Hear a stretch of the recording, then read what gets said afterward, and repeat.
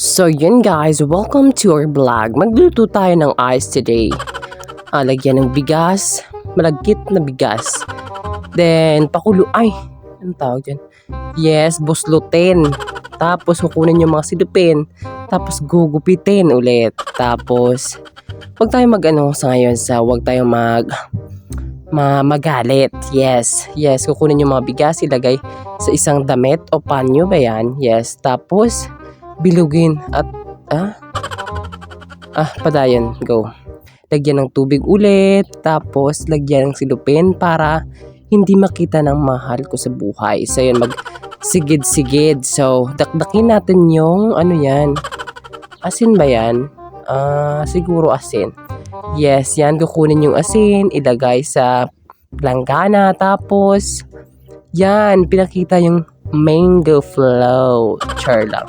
So yun guys, yung mango float, takpan. Tapos, anong ginawa dun? Silipin.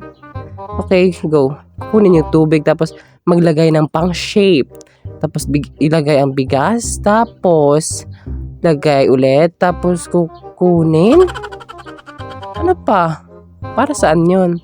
Okay, so ilagay sa steamer. Steamer. So kukunin yung mango at saka slicean. Yes, kukunin natin yung laman. Char lang. Panitan. Kunin natin ang balat para tayo magmamalat. Char lang. So yun guys, gilagin, slicing. Grabe daming term So yan yung pinaluto. Yan, dakdakin, lagyan ng bitsin at saka para mamatay na siya. Tapos lagyan ng gatas, haluin hanggang siya ay maging maganda. Ilagay sa isang dahon ng saging. Lagay, tapos puputusin. Puputusin. So, sige, wait until end. Char lang. Tapusin na muna natin yung gagawin niya. So, ilagay niya ulit sa steamer. Steamer.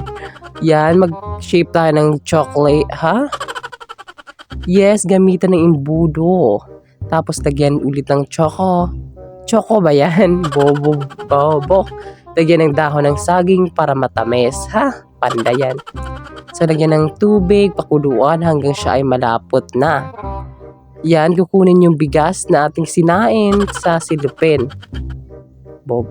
At ilagay sa isang imbudo. Yes, ilagay. Ano yung itsura niyan? Okay, lagyan ng dahon. Tapos, lagyan ng chocolate. Char lang. Yan, chocolate gatas. Ambot, ewan ko. Basta yun, para sa akin gatas.